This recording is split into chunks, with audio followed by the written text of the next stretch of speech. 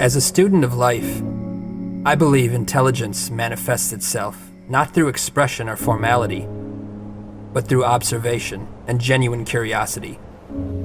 Observing nature is always an awe-inspiring spiritual experience for me. I could sit and watch waves crash for hours. The ocean in particular reminds me how incredibly fascinating our planet is and how little we know, despite what we think we know. There's nothing more humbling than being face to face with something so much bigger than yourself.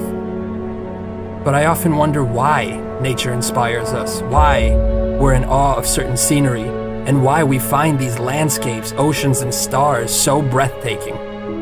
We haven't done anything to earn this awe, so why do we feel it?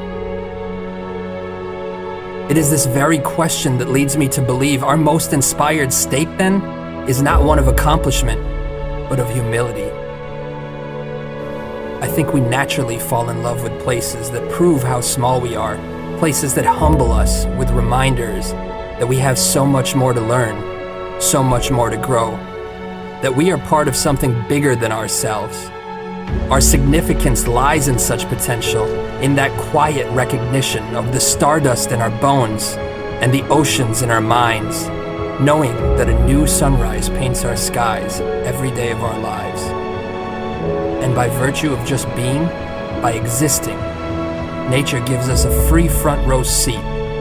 It's like we've won the evolutionary lottery. That's why I find it perplexing that we live such misdirected, consumed lives. We could quite literally not exist at all. We could be nothing. We could be incapable of perceiving any of this. All of us are always just one unexpected phone call, one diagnosis, one broken heart, one newfound love, and one moment away from being completely different people with completely different priorities. Indeed, how frail we are, and yet how blessed we are. You see, those seemingly insignificant moments spent with nature remind you of what's important.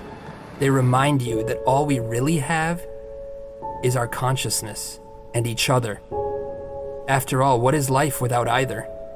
I would say then that it matters little what we've achieved if those achievements are not also in service of others. The sense of purpose we feel when we give far outweighs what is derived from any achievement. And unlike a trophy which fades into darkness, giving has a glory that lasts a lifetime.